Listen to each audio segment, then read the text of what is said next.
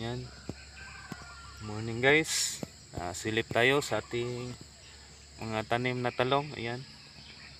Pang experiment purpose natin guys na talong. Ayan.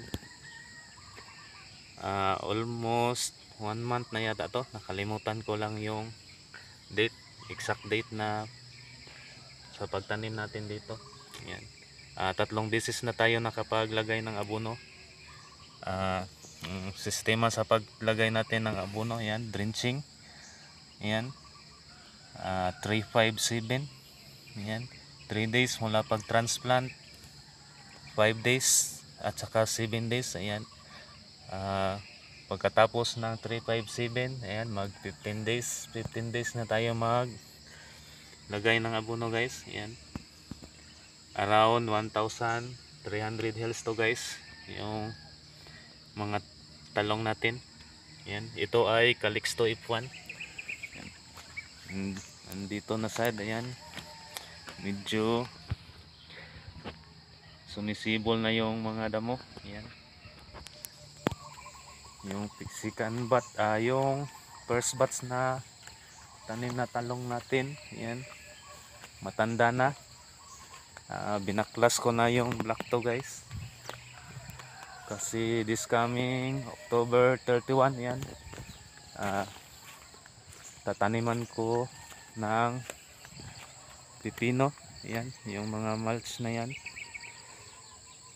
Yan, tataniman ko yan ng pipino. Yan. Yung black one, ayun, nandun yung black one. Hindi pa nabaklas. Yan, matanda na yung first batch natin. Ito yung dito pang second batch natin guys, pang experiment lang natin to guys. Itong 1,300 hills na to. Dito namin itatanim yung second batch guys. Yan, ipinapalan prep ako dito na pang second batch.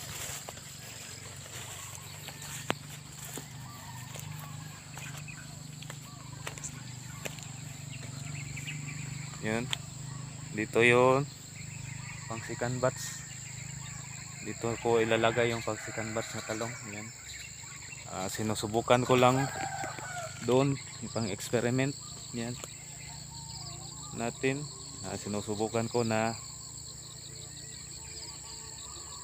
hindi maglagay ng mulch. Yan. Dito hindi ko na lalagyan to ng mulch, ng plastic mulch, kasi isang cropping lang tayo dito sa ating mga sa gulay na itatanim, kasi mayroon na tong tanim na yan, guapol. May mga guapol na to, na taniman na natin to ng guapol. Yan. Tataniman natin to ng talong, isang beses lang, isang crops lang ng gulay, kasi lalaki na tong mga guapol natin. Yan.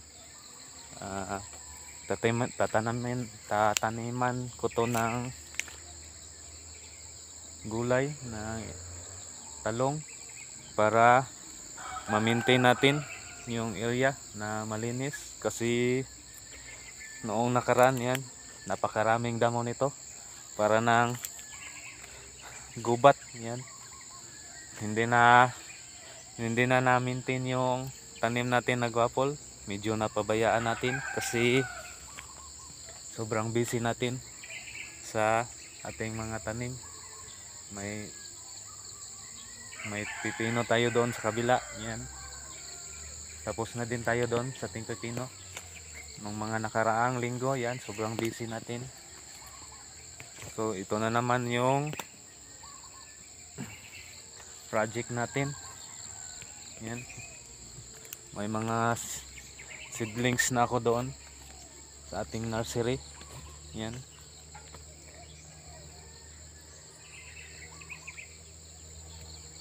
Around 3,000 hills to guys ang maitatanim natin dito. 3,000 kapuno ng talong.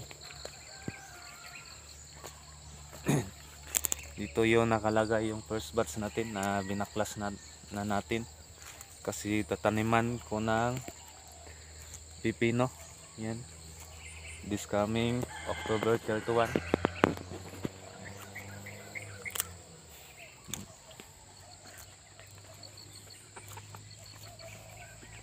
Ito yung mga guwapol. Yan.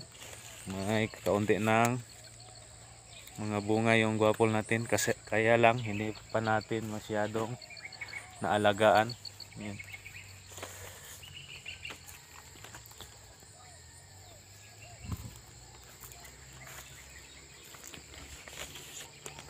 Hindi to sa akin ng mini farm guys, sa airmat at sa airpat ko to. Yan. Sinisikap lang natin na maging productive. Yan. Hopefully, yan, next year marami na tayong crops dito na maitanim. Yan, para maging ma-productive natin yung mini farm ng airmat at airpat ko. Yan. So yan lang guys, hanggang dito na lang pagkuha natin ng dokyo. Yan. Ako nga pala si GC, nagsasabing be simple, be humble, work smart, at sipag lang para at least. Yan, salamat. Happy farming guys.